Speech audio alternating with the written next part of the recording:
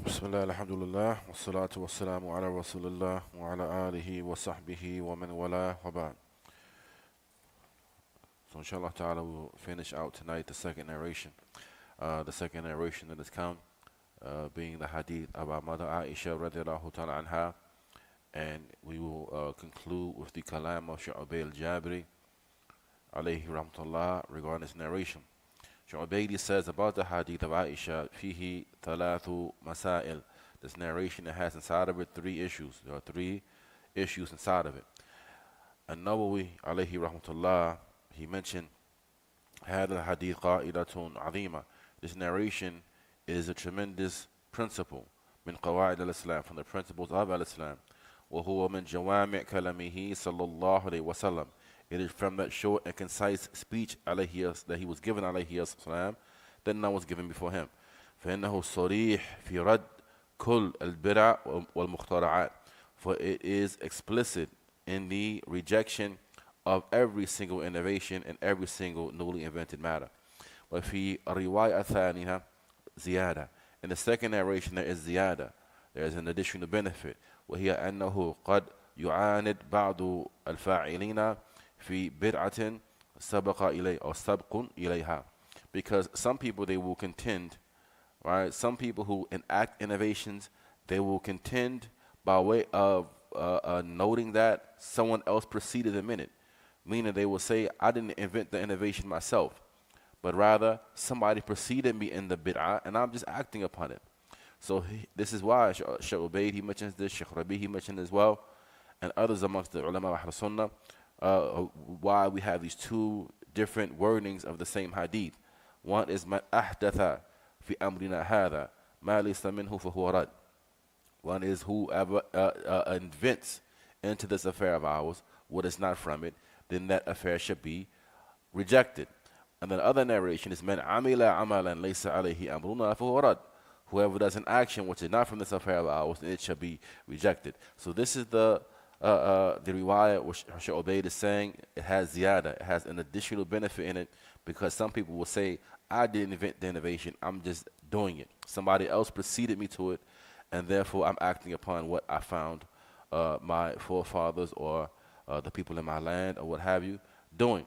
Now, as I heard a brother say, if you're saying I'm wrong, then everybody in my land is wrong. It doesn't matter if everybody in your land is doing it, right? If it's wrong, it's wrong. If it has no basis in the deen of Allah Azza wa Jal, it is an innovation, no matter who's doing it. And he says that فَإِذَا احْتَجَّ عَلَيْهِ بِرِوَايَ الْأُولَى. So if one were to seek to use as evidence the first narration and say, أَنَا مَا أَحْدَثْتُ شَيْئًا, I didn't invent anything, I didn't invent the innovation, then we can use as evidence against him the second narration.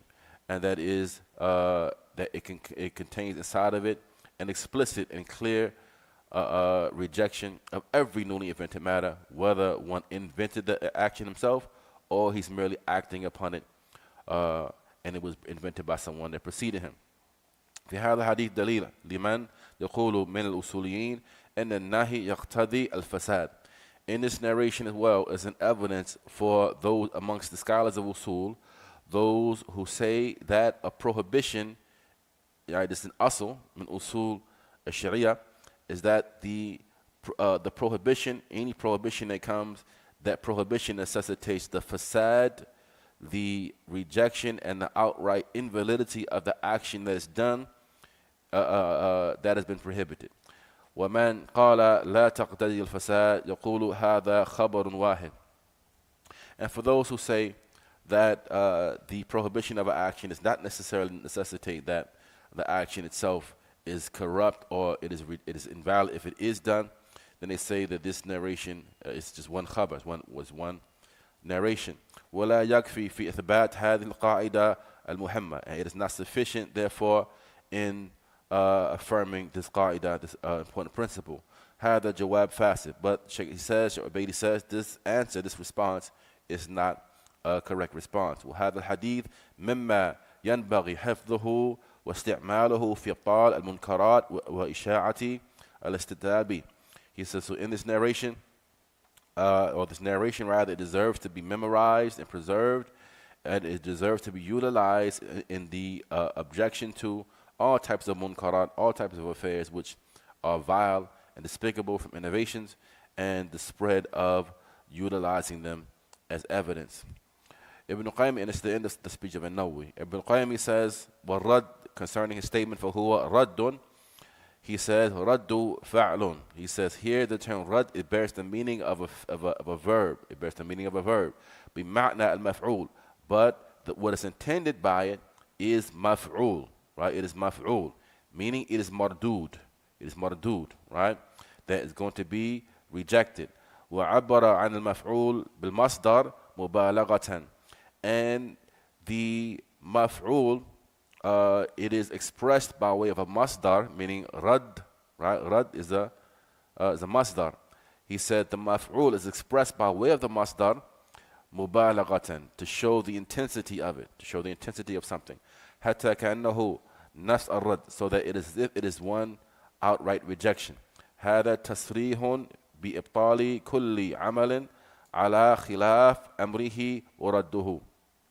He says, in this lies explicit evidence that every action which opposes the command of the Messenger alayhi salam, then it is considered to be invalid, and it is going to be rejected. وَعَدَمُ اعْتِبَارِهِ فِي حُكْمِهِ الْمَقْبُولِ. And the fact that this particular action, it has no weight, no gravity in terms of rulings and the likes. وَمَعْلُومٌ أَنَّ الْمَرْدُودُ هُوَ الْبَاطِلُ بِعَيْنِهِ. And it is known that anything that is mardud, then it in and of itself is batil, is invalid. It's invalid. بَلْ كَوْنُهُ رَدًّا أَبْلَغْ مِنْ كَوْنِهِ بَاطِلًا. He says, rather, the fact that it is rad, meaning mardud, this is stronger in the prohibition or in the censure and rebuke of this particular action than it simply being batil. Why? He says, because al-batil قد يقال لما لا تقع فيه أو لما منفعته قليلة جدا. Because something being batil, this term can perhaps be utilized for something which has no benefit in it, or the benefit in it is very little. It can be called batil. نعم. وقد يقال لما ينتفع به ثم يبطل نفعه. Or it can be utilized for something which was beneficial, but now the benefit in it has been removed. It ceases. Now, he says, وَأَمَّا الْمَرْدُودُ. But as for something being mardud, فَهُوَ الَّذِي لَمْ يَجِدْ شَيْئًا. Then it is that affair which has nothing in it of worth whatsoever. وَلَمْ يَتَرَتَّبْ عَلَيْهِ مَقْصُودُهُ أَصْلًا. And that which a person intended or sought after by way of that action is not going to be achieved at all. It's not going to be achieved at all. Meaning the person, he does this action of bid'ah, intending by way of it to get close to Allah Ta'ala.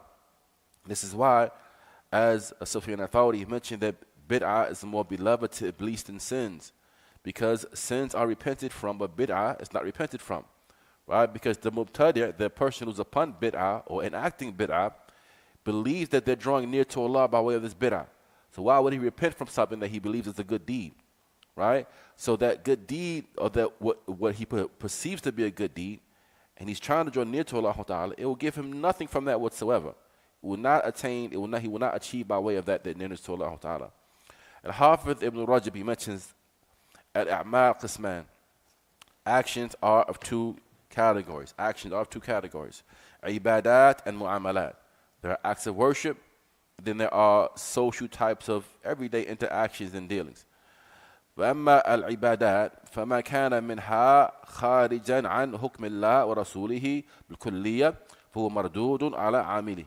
He says, as for ibadat, then that from acts of worship which depart from the judgment or ruling of Allah and His Messenger in totality, it is mardud, it is rejected upon the one who has done it. عامله يدخل تحت قولي, and the one who does that innovated action, he enters into the statement of Allah Ta'ala, أَمْ لَهُمْ شُرَكَاءُ شَرَعُوا لَهُمْ مِنَ الدِّينِ مَا لَمْ يَأْذَنْ بِهِ اللَّهُ. Or is it that they have shuraka, they have some partners who have legislated for them a deen that Allah has not allowed. This is what the ulama mentioned concerning the nature of bid'ah, is that a person attempts to make himself a legislator alongside Allah Tabaraka wa Ta'ala. He attempts to make himself a legislator alongside Allah Azza wa Jal. So is it that they have shuraka, they have partners. They have partners who have legislated for them a deen that Allah has not allowed. فَمَنْ تَقَرَّبَ إِلَى اللَّهِ بِعَمَلٍ لَمْ يَجْعَلْهُ اللَّهُ وَرَسُولُهُ قُرْبَةً إِلَى اللَّهِ فَعَمَلُهُ بَاطِلٌ مَرْدُودٌ عَلَيْهِ. So therefore, whoever seeks and attempts to draw near to Allah by way of an action that Allah or His Messenger have not deemed to be an act that would bring one near to Allah to begin with, then the action, it is batil, it is mardud alayh, it is invalid, and it is going to be rejected upon him. هو شبيه بحال الذين كانت صلاتهم عند البيت مكاء وتصدية. And it is resemblant to those, and this is a beautiful example that he mentions, what Allah mentioned in Surah Anfal, that they are resemblant to those who their prayer at the house, meaning the Kaaba, as Allah mentioned in Surah Anfal, that the salah is nothing except whistling and hand clapping, right? These people, they are around the Kaaba, as they would do in the pre-Islamic days of ignorance, seeking to draw near to Allah Ta'ala. Some of them making tawaf naked, right? Some of them simply going around the Kaaba whistling and hand clapping, believing this is an action that is pleasing to Allah Ta'ala, right? Do they have partners that have legislated for them something that Allah has not allowed, right? Where did they get this legislation from other than shaitan and from their own souls, right? And so they are doing something which they intend and hope to draw near to Allah. It will give them nothing from that near to Allah Ta'ala at all. Rather, it is invalid, it's rejected to the one who has done it. And this is who they are like. وَهَذَا كَمَنْ تَقَرَّبَ إِلَى اللَّهِ تَعَالَى بِالسِّمَاءِ الْمَلَاهِي. Or likewise, similar to those who seek to draw near to Allah by way of listening to music, like you find with the Sufis, right? And likewise, dancing, again, like you find with the Sufis, right? They do these chants, they do this singing and these anashid and this music, and some of them dance, they jump up and down, they spin in circles, believing this will bring them near to Allah Ta'ala, whereas Allah has not legislated this affair at all, so it is rejected upon the one who has done it. I'll be kashf al-ras fi ghayri al-ihram, or the one who uncovers his head, not being in a state of ihram, but simply due to the fact that they think that uncovering the head will bring them near to Allah Ta'ala. This affair has no basis whatsoever. وَمَا أَشْبَهْ ذَلِكَ, and whatever resembles that from the newly invented matters that لَمْ يَشْرَعَ اللَّهُ رَسُولُهُ أَتَقَرَّبْ بِهَا بِالْكُلِّيَّةِ. Other than that, from those actions which Allah and His Messenger have not legislated as a means of nearness to Him at all. وَلَيْسَ مَا كَانَ قُرْبَةً فِي عِبَادَةٍ يَكُنْ قُرْبَةً فِي غَيْرِهَا مُطْلَقًا. And anything which is not an act of nearness in ibadah, then you can't, if something which is not considered to be an act of worship at all, it has not been legislated by Allah, there's nothing in the kitab, nothing in the sunnah regarding it, then that particular affair cannot in any way whatsoever be an act that will bring one near to Allah. كذلك من تقرب بعبادة نهي عنها بخصوصها. Similar to that is those actions which in and of themselves have been prohibited. Right? You got some things that just have no basis whatsoever. It's just made up. But some things have been prohibited in and of themselves. That particular affair is not permissible. Some people will use those things to seek to draw near to Allah Ta'ala. For example, كَمَنْ صَامَ يَوْمَ الْعِيدِ, like the one who fasts on the day of Eid. Fasting on the day of Eid has been prohibited. So you cannot now say, well, I want to do extra fasting. I want to go beyond Ramadan. I'm going to fast on the day of Eid too. This affair has been specifically prohibited, so it cannot be in any way an act that will draw you near to Allah Ta'ala. Or صلى وقت النهي, or the one who specifies waqt al-nahi, of those prohibited times of prayer while the sun is rising, while the sun is setting, and the likes of this, specifies these times to make his prayers. أما من عمل عملا أصله مشروع وقربة ثم أدخل فيه ما ليس بمشروع. As for the individual who, now he's touching all different types of angles of bid'ah, right?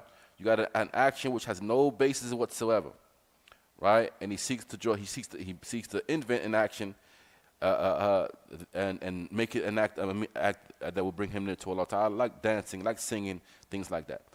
You got a person who may do an action that has been specifically prohibited in the legislation, like fasting on the day of Eid, like singling out Friday for fasting, so on and so forth. Now, what about a person who does an action that has some basis, but he adds something to it? He adds something to it, right? Now, he says, as for the one who, he does an action that has an asl in the legislation, right? And that asl is that it will bring a person near to Allah, but أدخل فيه ما ليس بمشروع. He adds to it that which has not been legislated.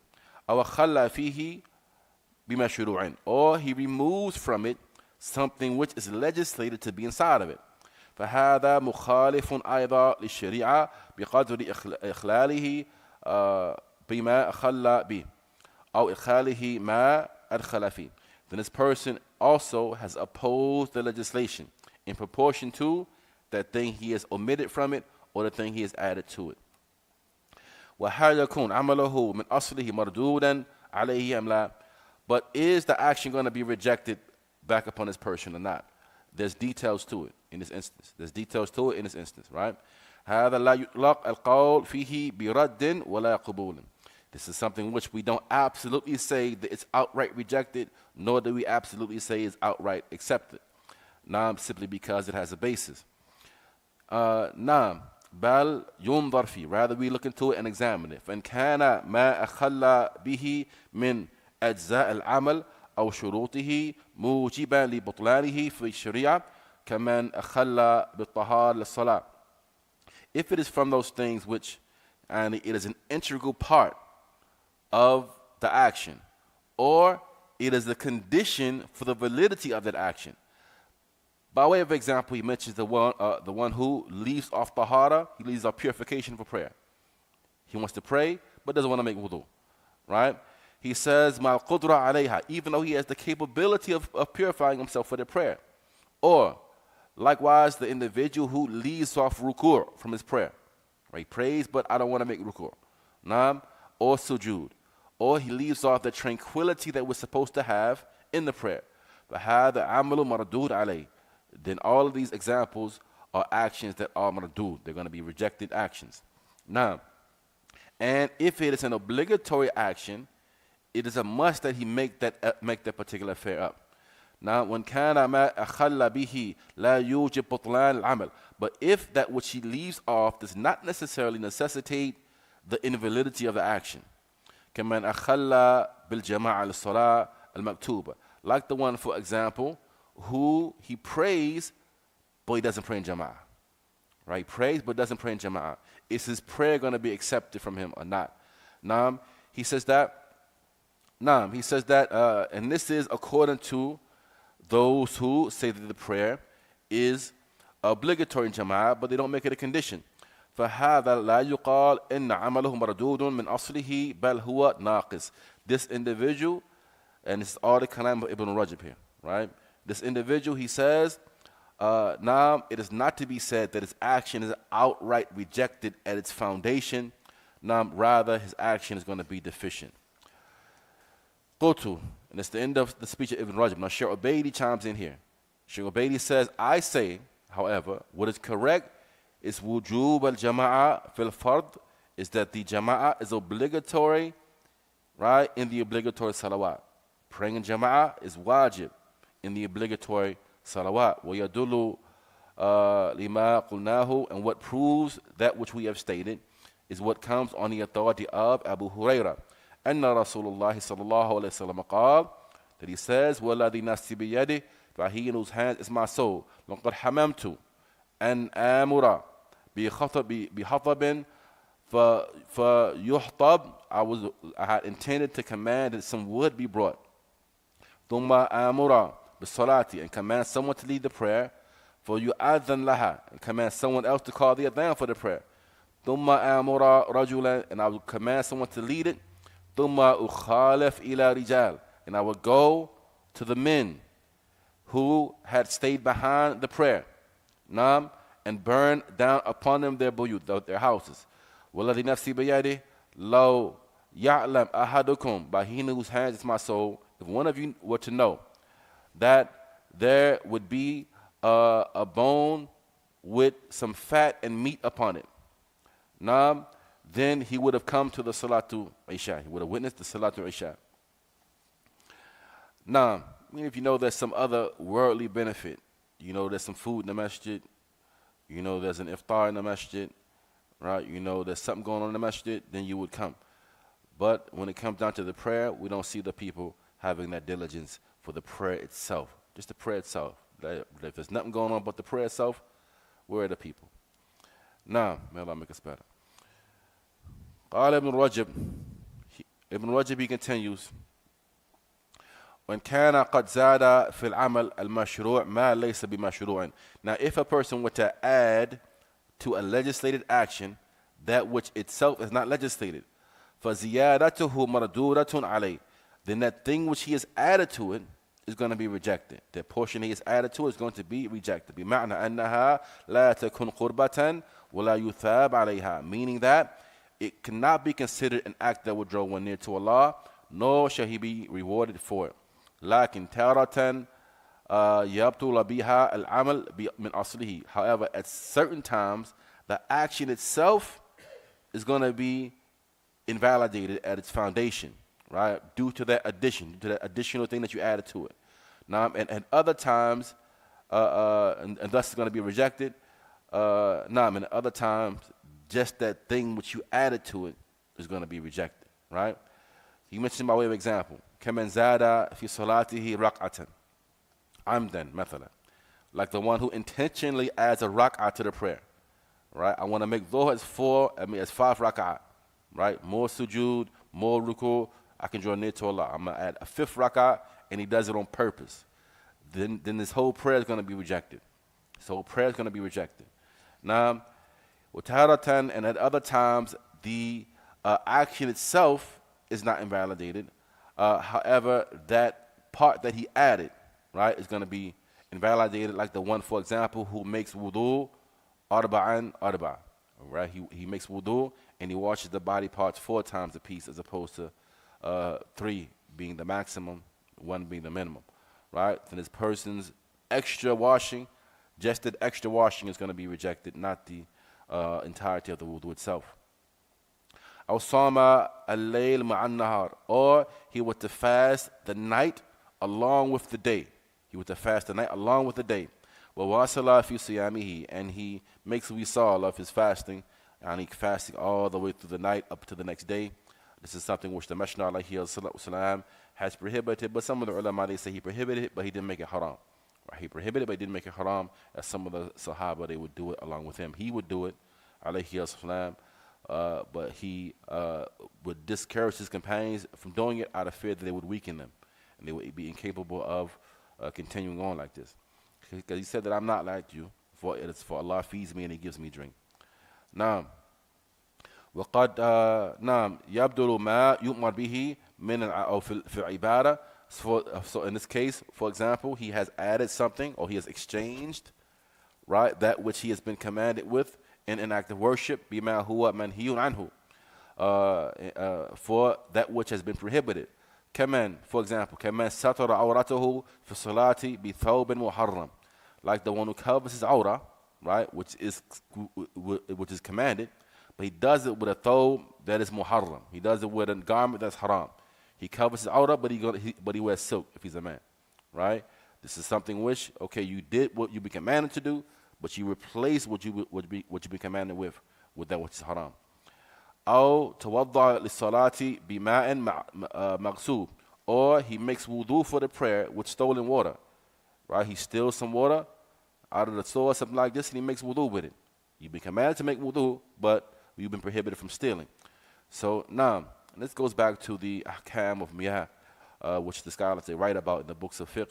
When they speak about the issue of tahara, there's always a chapter on miyah, on waters, different types of water, right? The water has to be pure water, has to be lawful to use, and so on and so forth. Can't be stolen, can't be, something that you strong on somebody for, and the likes of this, when you purify yourself. Or صلى في بقعة غصب, or he prays in the land that has been stolen, or that it has been seized by force, right? He strong-armed. فهذا قد اختلف العلماء فيه. The scholars differ about this type of situation. هل عمله مردود من أصله? Is the action مردود? Is it rejected at its foundation? Or or not. أما المعاملات, as for mu'amalat, as for social dealings and interactions, for such as contracts and the annulment of such contracts and the likes of that, فما كان منها تغييرا للأوضاع الشرعية. As for contracts, contractual agreements, and the nullification of these contracts, if something within the contract, it contradicts and opposes something which is the sound foundation in the legislation, كجعل حد الزنا عقوبة مالية. So say for example, and this is a mu'amala, when we speak about mu'amalat, from the examples of the mu'amalat is the prescribed punishments. Prescribed punishments enter into what's called mu'amalat, or social dealings and interactions, how we keep the lands safe, how we govern, and so on and so forth, right? The Muslim ruler, he implements the prescribed punishments of Allah Ta'ala, and they are written in stone, so to speak, right? They have to be a certain way. But now if a ruler comes along and he says, okay, if a person fornicates, then the punishment for fornication now is we're going to fine you. We're going to fine you, right? So you make it to be a monetary punishment rather than the punishment that Allah Ta'ala has prescribed. Whatever resembles this, فَإِنَّهُ مَرْدُودٌ مِنْ أَصْلِهِ, then that action that he has done is mardud, it's rejected at its foundation, right? You changed the legislation. You changed something which is concrete and sound in the legislation. Now, and this is something which does not go back to what you have, what you feel as though you have a right to do, or you're the leader that you can do that. Now, لأن هذا غير معهود في أحكام الإسلام, because these types of things, and we can't just decide how we want to do them. They are sound, concrete aspects of the religion. He goes on to mention different types of contracts and what is connected to them, making other examples from that. How some of these things, they are subject to the pleasure of the two people who enter into the contract. Say, for example, if a woman has a right to something, she can agree to forego her right, right? She can agree to forego her right if she so chooses, right? If she's pleased with that, she's okay with that, she can agree to forego her right. That's her right. So certain things enter into you having the choice of whether or not to uphold the contract or negate the contract and the likes of this. And certain things from the mu'amalat have no, our choice, our, volition, what we desire, what we are pleased with, what we're okay with, has no place in it whatsoever. And he goes on further to clarify that. Now, we'll stop here, inshallah ta'ala. Allah ta'ala knows best. And we pick up next week from the third narration. هذا وصلى الله وسلم وبارك على